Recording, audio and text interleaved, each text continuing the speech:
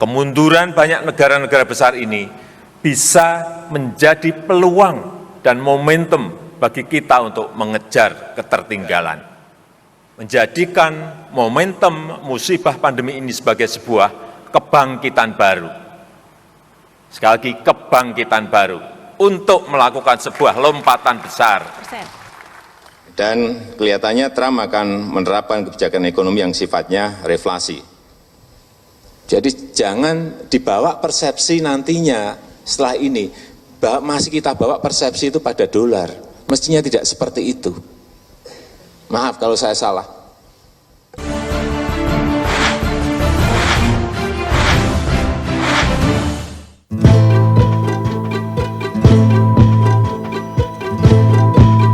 Dalam kurun waktu setengah abad, dolar begitu menguasai sistem perekonomian dunia dengan nilai tukarnya yang dijadikan standar transaksi antar negara.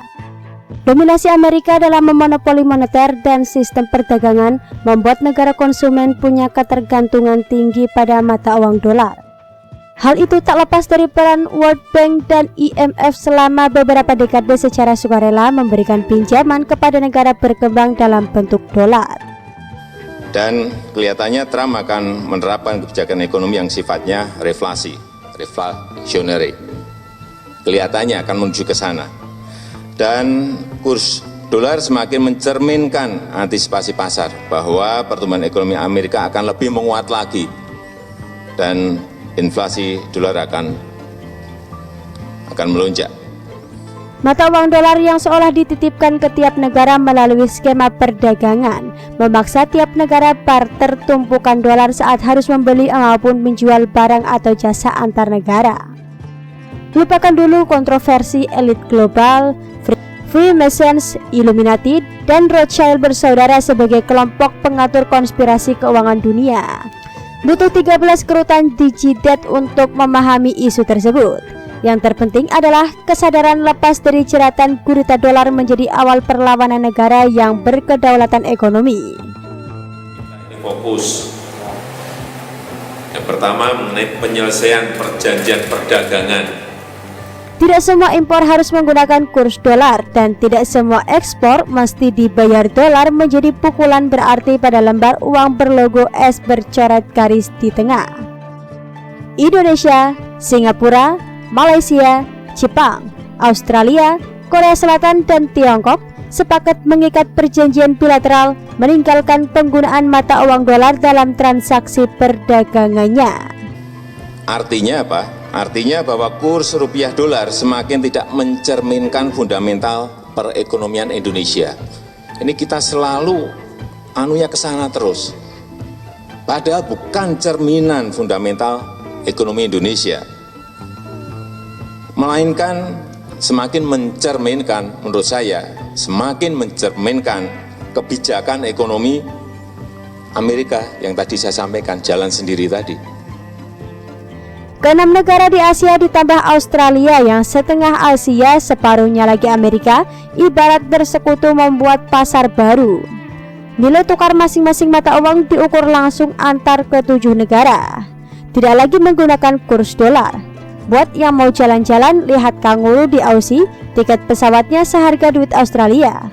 Buat yang mau lihat Petronas atau jadi DKI di KL, cukup beli tiket senilai kurs ringgit.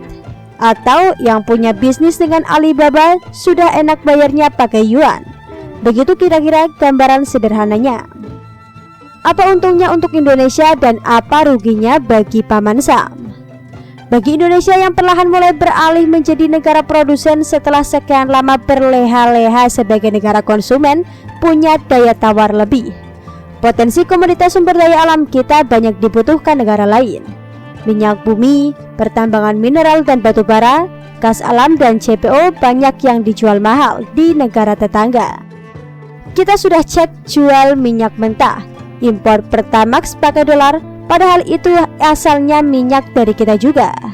Ekspor batu bara, mentang-mentang cadangan potensinya masih cukup 50 tahun lagi.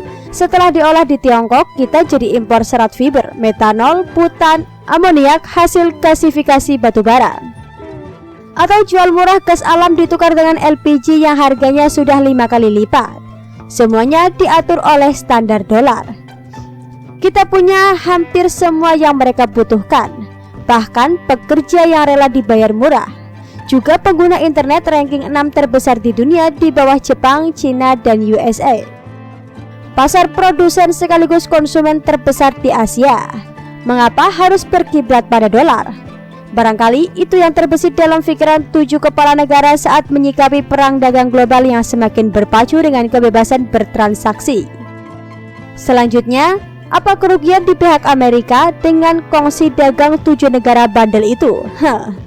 Yang pasti, sentimen Amerika dan Eropa pada Tiongkok semakin besar. Ditambah si anak emas Indonesia semenjak dipimpin Jokowi sudah bermutasi jadi musuh dalam selimut. Jejak kapitalis barat di Indonesia masih kuat. Mengapa tiba-tiba menjatuhkan talak 3 pada dolar yang sebelumnya memajakan rezim-rezim dengan limpahan hutang? Amerika punya banyak kepentingan strategis di kawasan Asia Tenggara, khususnya Laut Natuna dan Selat Malaka. Perang Amerika dan Cina sempat panas di Laut Cina Selatan pada akhirnya berhasil diredam oleh persekutuan 6 negara yang berada di zona laut permasalahan tersebut. Rencana perang pada akhirnya menjadi strategi politik dagang. Saling ancam adu tembak peluru hanya sebatas perang psikologis.